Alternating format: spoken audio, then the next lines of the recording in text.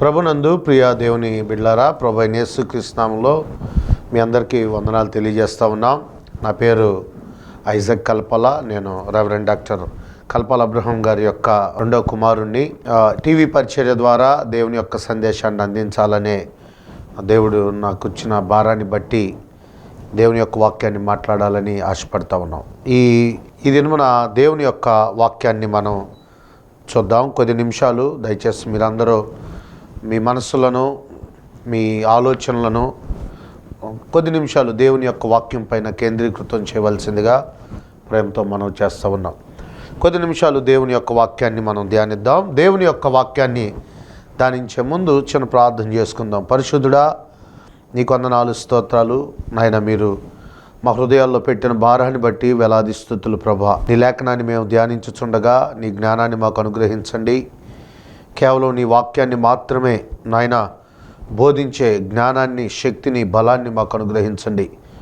పరిశుద్ధాత్ముడా, ఎవరి హృదయాలతో మీరు మాట్లాడనై ఉన్నారో, ఎవరి మనసుతో మీరు మాట్లాడనై ఉన్నారో వారితో నేరుగా సూటిగా మాట్లాడండి. నీ వాక్యము ప్రభావము కలిగిన తండ్రి. నీ వాక్యము హృదయాలను సంధించేది ప్రభా. అట్టి నీ శ్రేష్టమైన వాక్యము ద్వారా ప్రతి ఒక్కరితో మాట్లాడమని మా ప్రభువును ప్రియరక్షకులైన యేసుక్రీస్తు నామమును బట్టి ప్రార్థించి బ్రతిమలాడి వేడుకుంటున్నాం తండ్రి, ఆమేన్. దయచేసి ఈ దినమున మనము దేవుని గాడ్ ఈజ్ విత్ అస్, దేవుడు మనకు తోడై ఉన్నాడు, దేవుడు ఏ విధంగా మనకు తోడై ఉన్నాడు అనే సందేశాన్ని ఈ దినమున మనం వీక్షిద్దాం.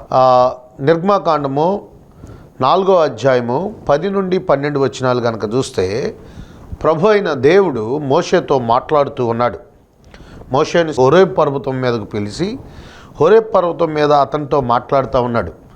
మాట్లాడుతూ ఉన్నప్పుడు మోషే దేవుని యొక్క మాటకు నేను వెళ్ళలేను ప్రభా, నాకంత సామర్థ్యం లేదు అని సాకులు చెప్పే ప్రయత్నం చేస్తూ ఉన్న సందర్భంలో, కనీసం నేను మాట్లాడలేని వాడినయ్యా అనే మాట మాట్లాడుతూ ఉన్నప్పుడు దేవుడు మోషేతో మాట్లాడుతూ ఉన్నాడు. అప్పుడు మీరు 10వ వచనం నుంచి కనుక, మోషే ప్రభువా, ఇంతకు మునుపైనను నీ దాసునితో మాట్లాడినప్పటి నుండైనను నేను మాట నేర్పరిని కాను, నోటి మాంద్యము నాలుక మాంద్యము గలవాడును యెహోవాతో చెప్పగా, యెహోవా మానవులకు నోరిచ్చువాడు ఎవడో, మోగవాడినే కానీ చెవిటివాడినే కానీ దృష్టి గలవాడినే కానీ గ్రుడ్డివాడినే కానీ పుట్టించువాడెవడో, యెహోవానైన నేనే కదా.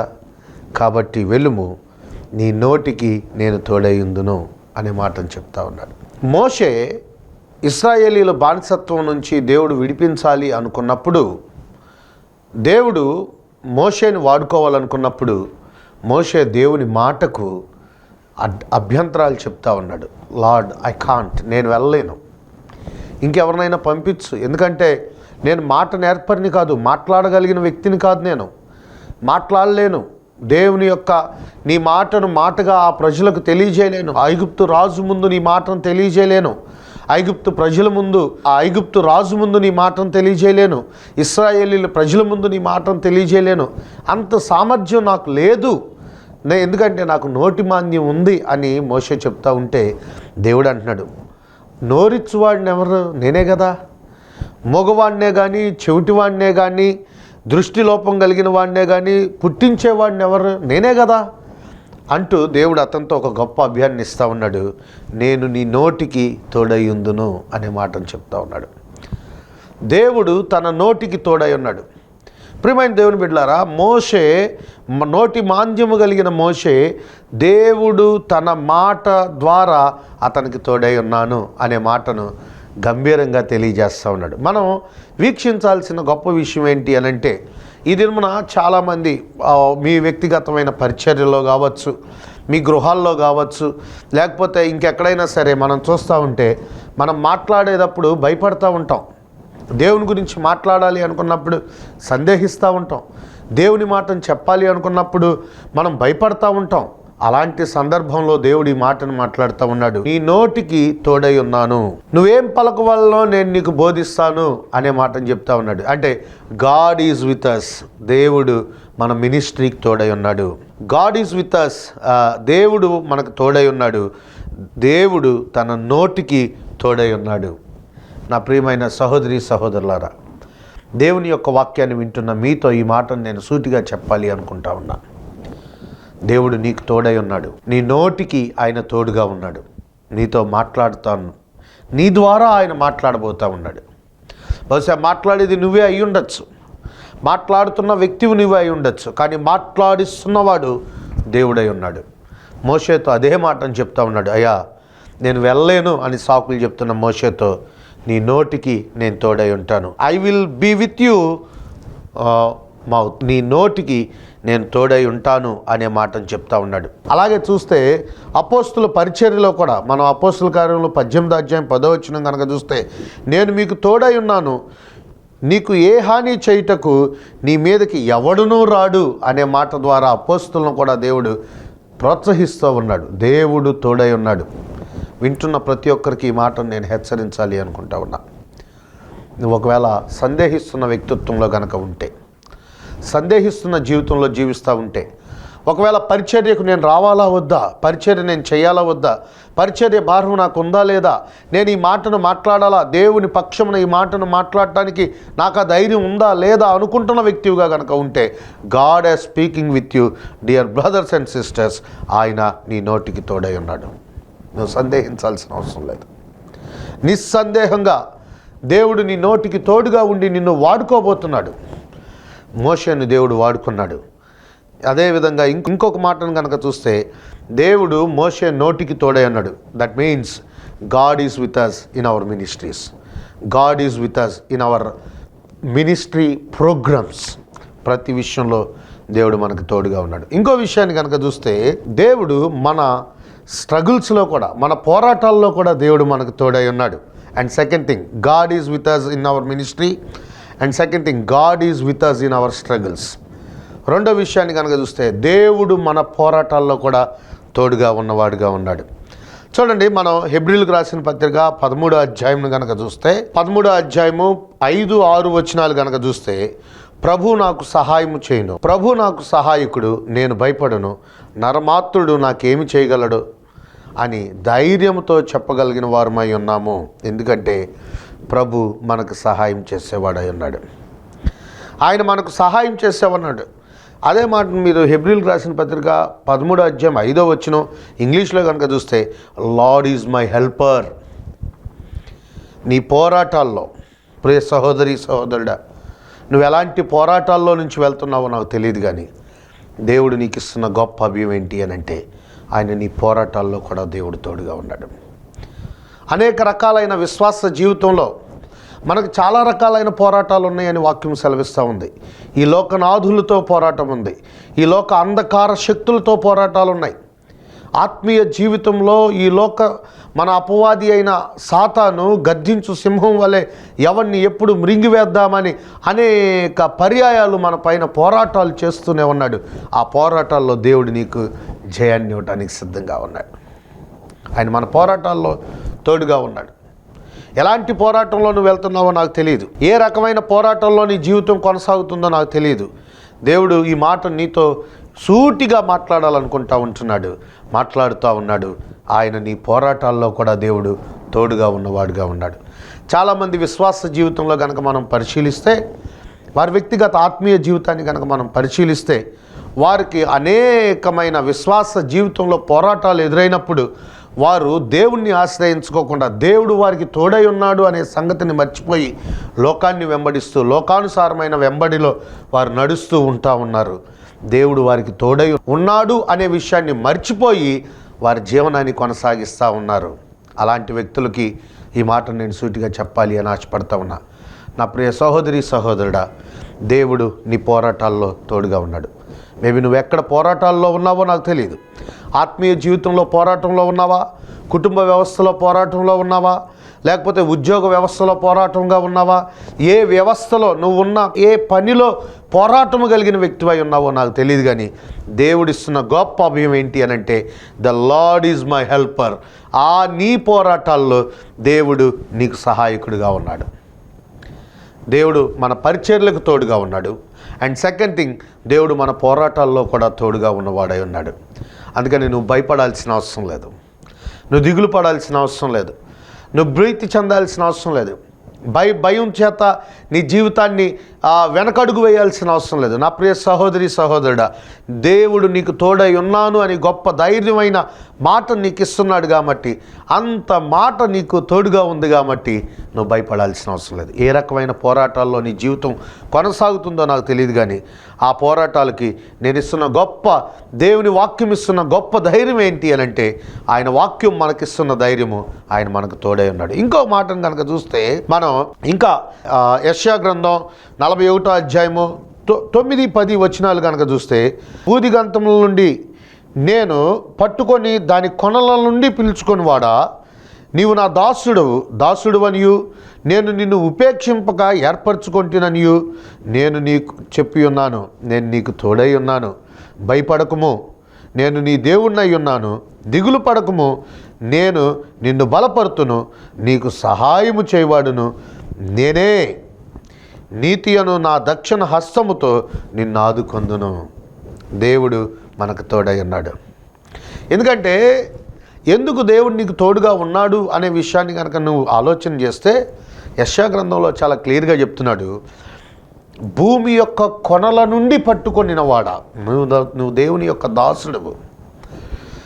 నిన్ను ఉపేక్షించక, కొన్ని సందర్భాల్లో నేను రాను, నేను చేయను, నేను ఉండను, నా జీవితం దేవునికి కాదు అని తిరుగుతున్నా సరే, దేవుడు నిన్ను వదలకోకుండా దేవుడు నిన్ను పట్టుకొని తీసుకొని వచ్చాడు. అనేక రకాల ఇబ్బంది కొలిములో నుంచి దేవుడు నిన్ను విడిపించి, ఉపేక్షించలా, నువ్వు రాను అని అన్నా సరే ఉపేక్షించుకోకుండా తీసుకొని వచ్చి తన పని కొరకు తన పనిలో వాడుకుంటా ఉన్నాడు. తన రక్షణను నీకు అనుగ్రహించాడు. కనుక విశ్వాస జీవితంలో నా ప్రియ సహోదరి, నీకున్న పోరాటాల్లో, సహోదరుడా, నీకున్న పోరాటాల్లో దేవుడు నీకు తోడుగా ఉన్నాడు. అండ్ సెకండ్ థింగ్, ఒకటి, the God is with us in our ministries, and second thing, God is with us in our struggles. మన పోరాటాల్లో కూడా దేవుడు మనకు తోడుగా ఉన్నవాడుగా ఉన్నాడు. అండ్ థర్డ్ థింగ్, మూడో విషయాన్ని చెప్పాలి అనుకుంటున్నా, దేవుడు మన బాధల్లో కూడా తోడుగా ఉన్నవాడుగా ఉన్నాడు. బాధలు, దుఃఖము, విచారంలో కూడా దేవుడు మనకు తోడుగా ఉన్నాడు. యెషయా గ్రంథం 43వ అధ్యాయం 2వ వచనం కనుక చూస్తే, ఇక్కడ యెషయా గ్రంథంలో దేవుడు చెప్తా ఉన్న మాట, నీవు జలములలో బడి దాటినప్పుడు నేను నీకు తోడై ఉన్నాను, జలములలో బడి దాటుతున్నప్పుడు నేను నీకు తోడై ఉన్నాను. ఇక్కడ నదులలో వెళ్తున్నప్పుడు అవి నీ మీద పొర్లి పారవు, నీవు అగ్ని మధ్యన నడుచుచున్నప్పుడు కాలిపోవు, జ్వాలలు నిన్ను కాల్చజాలవు. ఇక్కడ స్పష్టంగా చెప్తా ఉన్నాడు. ఇక్కడ నదులు, అగ్ని, ఈ మాటలు వాడుతున్నది ఏంటి అనంటే, ఇవన్నీ దుఃఖం కలిగించేవే. ఇబ్బందికరమైన కొలిమిలో నుంచి వెళ్తున్నప్పటికీ నువ్వు భయపడాల్సిన అవసరం లేదు, నేను నీకు తోడై ఉన్నాను అని ధైర్యాన్ని ఇస్తూ ఉన్నాడు. ఏ రకమైన దుఃఖంలో నువ్వు ఉన్నావో నాకు తెలియదు. చాలామంది విశ్వాస జీవితంలో, విశ్వాసులమైన మనము దుఃఖపడే వారంగా ఉంటాం. కొన్ని విషయాల్లో, ఈ లోకాన్ని జయించలేని విషయాల పట్ల, లేకపోతే ఆర్థికపరమైన ఇబ్బందుల పట్ల, ఏ ఇబ్బందుల పట్ల మనం దుఃఖం కలిగిన వారంగా ఉన్నామో, కొన్ని సందర్భాల్లో మన బిడ్డలను బట్టి దుఃఖం కలిగిన వారంగా ఉంటాం. కొన్ని సందర్భాల్లో మన ఆడవాళ్ళు అయితే భర్తలను బట్టి దుఃఖపడేవారుగా ఉంటారు. మగవాళ్ళు అయితే కొన్ని సందర్భాల్లో భార్యలు కుటుంబ వ్యవస్థను బట్టి దుఃఖపడేవారుగా ఉంటారు. అలాంటి వారితో దేవుడిస్తున్న గొప్ప ధైర్యం ఏంటి అని అంటే, గాడ్ ఈస్ విత్ అస్. నీ దుఃఖములో దేవుడు నీకు తోడుగా ఉన్నాడు. దుఃఖపడుతున్న నా ప్రియ సహోదరి సహోదరుడా, నువ్వు ధైర్యం తెచ్చుకో, నువ్వు నిబ్బరంగా ఉండు. నువ్వు వెనక అడుగు వేయాల్సిన అవసరం లేదు, నువ్వు వెనక్కి చూడాల్సిన అవసరం లేదు. నీవు నీ విశ్వాస పోరాటంలో ముందుకు మాత్రమే చూడాల్సిన వ్యక్తివిగా ఉన్నావు. ఎందుకు అని అంటే, దేవుడు నీకు తోడుగా ఉన్నాడు. దేవుడు నీ మినిస్ట్రీలో తోడుగా ఉన్నాడు. అండ్ సెకండ్ థింగ్, దేవుడు నీ స్ట్రగుల్స్, నీ పోరాటాల్లో తోడుగా ఉన్నాడు. అండ్ థర్డ్ థింగ్, దేవుడు నీ దుఃఖంలో కూడా తోడుగా ఉన్నాడు. నీ పనుల్లో తోడుగా ఉన్నాడు దేవుడు, నీ పోరాటాల్లో దేవుడు తోడుగా ఉన్నాడు, నీ దుఃఖంలో కూడా దేవుడు నీకు తోడుగా ఉన్నాడు. చూడండి, దేవుడు చాలా శాశ్వతమైన ప్రేమ చేత ఆయన నీతో చెప్తున్న మాట. మనం అనేక సందర్భాల్లో నా జీవితం ఎందుకు ఇలా అయిపోతుంది అని సందేహిస్తున్న వ్యక్తులంగా ఉంటాం. అలాంటి వ్యక్తులతో దేవుడు చెప్తున్న సూటి అయిన మాట ఏంటి అని అంటే, నేను నీకు తోడై ఉన్నాను. ఒకవేళ దైవజనుడా, నీవు దేవుని వాక్యాన్ని వింటుంటే ఈ సందర్భంలో ఈ మాట నేను ధైర్యపరుస్తుంది అని నేను నమ్ముతా ఉన్నా. ఎందుకంటే ఇది దేవుని యొక్క వాక్యం. God is with us. దేవుడు మనతో ఉన్నాడు. దేవుడు మనకు తోడై ఉన్నాడు. ఆయన మనకు తోడై ఉండగా మనం భయపడాల్సిన అవసరం లేదు అనే విషయాన్ని నిబ్బరము కలిగిన వారమై మనం ముందు కొనసాగాల్సిన వారం ఉన్నాం.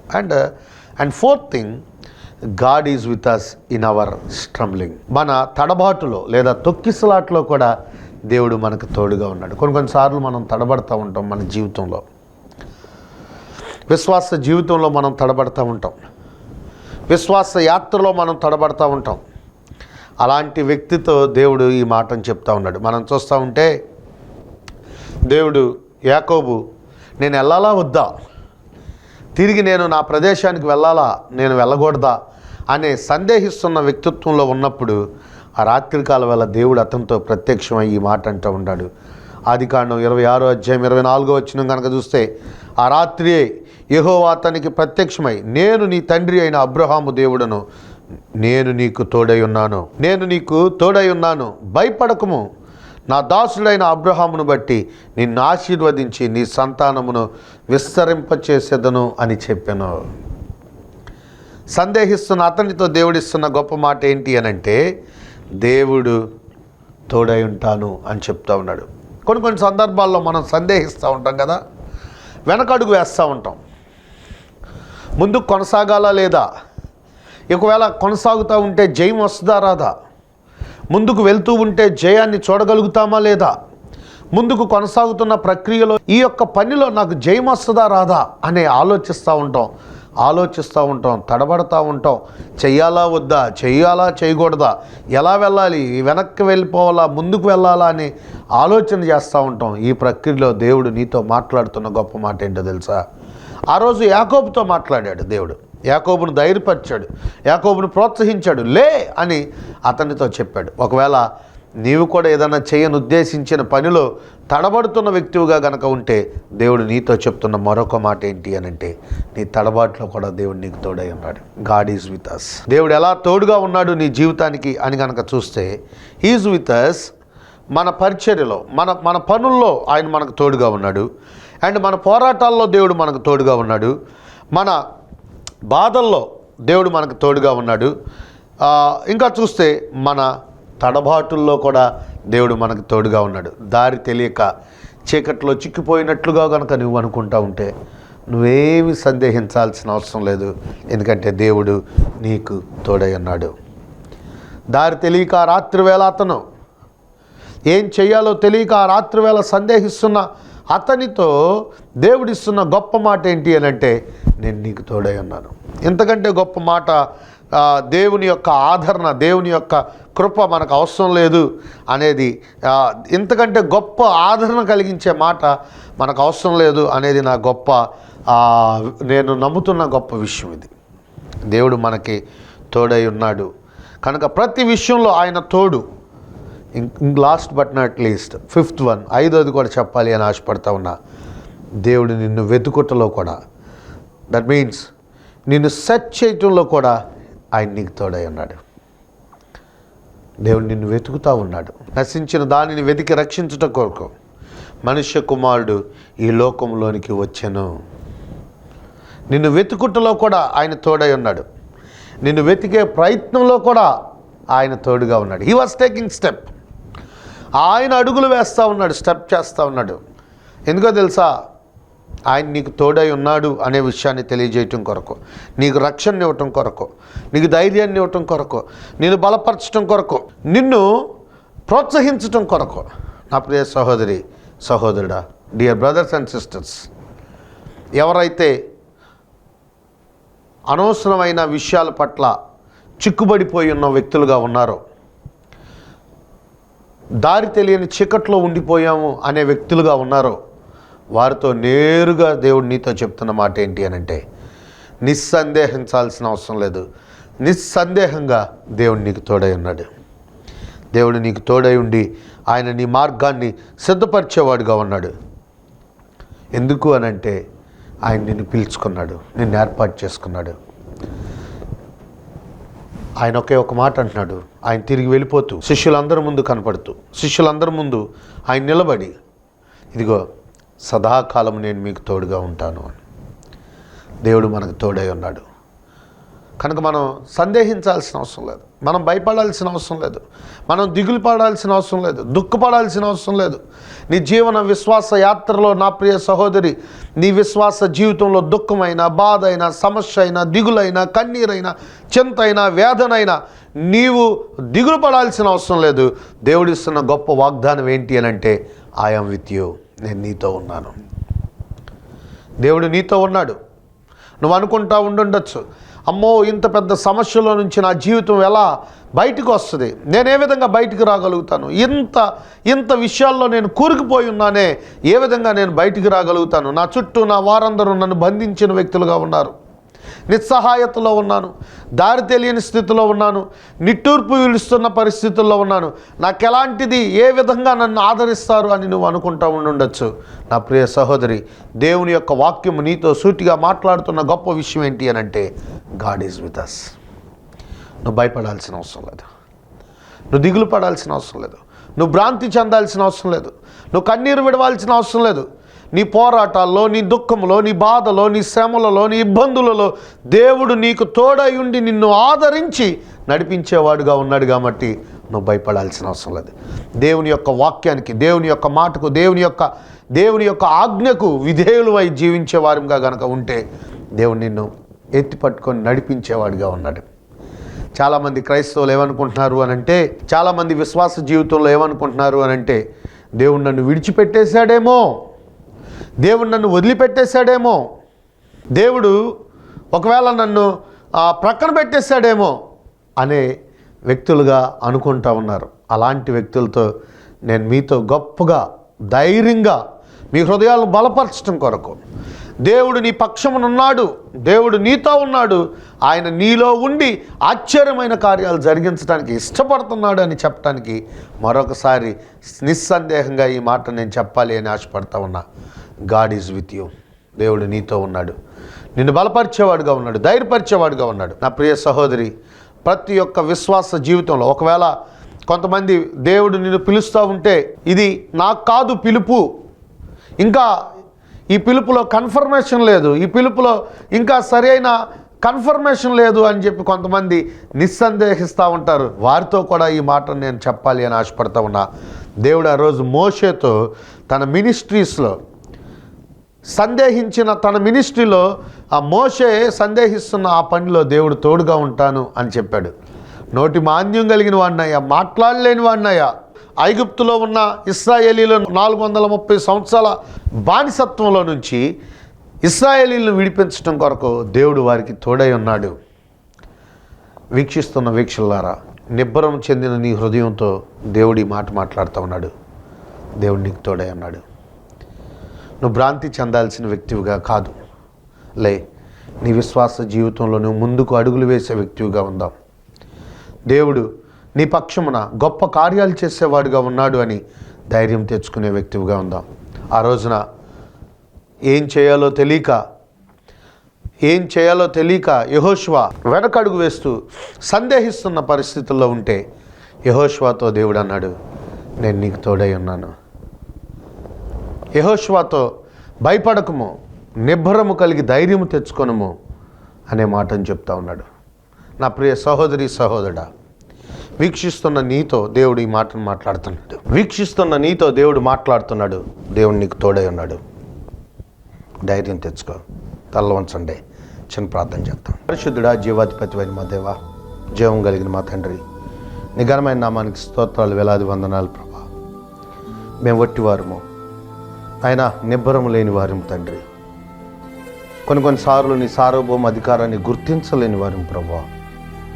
ధైర్యం చెడిపోయిన వారంగా ఉన్నాం తండ్రి. దేవా, మీరు మాకు ధైర్యాన్ని ఇచ్చేవారుగా ఉన్నారు. గొప్ప ఆదరణకరమైన మాటను మాతో చెప్తున్నారు తండ్రి, నేను మీకు తోడై ఉన్నాను అని. దేవా, మా సేవా పరిచర్యలో మీరు తోడుగా ఉన్నారు నాయన. మాకు కలిగిన కన్నీటిలో తోడుగా ఉన్నారు, మాకున్న పోరాటాల్లో తోడుగా ఉన్నారు నాయన. దారి తెలియని అగోచరంలో ఉన్నప్పుడు మీరు మాకు తోడై ఉన్నారు. ఎందుకంటే నీవు నా దాసుడువు, నేను ఉపేక్షించక నిన్ను ఏర్పాటు చేసుకున్నాను అని చెప్తున్నాడు తండ్రి. నేను సందేహించిన, వెనకడుగు వేసిన నాయన, మీరు మమ్మల్ని విడవక, వదలక నాయన ఏర్పాటు చేసుకొని నిర్ణయించుకున్నారు కాబట్టి నాయన మా పరిచర్య, మా పనుల్లో మీరు తోడుగా ఉండి నడిపించే దేవుడిగా ఉన్నందుకు వందనాలు, స్తుతులు, స్తోత్రాలు తెలియజేస్తా ఉన్నాం. దేవా, వింటున్న ప్రతి ఒక్కరు హృదయాలు స్పందించులాగున, నీ మాటకు విధేయత చూపించులాగున, నాయన నీ మాట వారిని ధైర్యపరిచేదిగా ఉండులాగున సహాయం దయచేసి వారికి తోడే ఉండి నడిపించమని మా ప్రభువును ప్రియరక్షకుడైన యేసు నామమున బట్టి ప్రార్థిస్తున్నాం తండ్రి. ఆమేన్.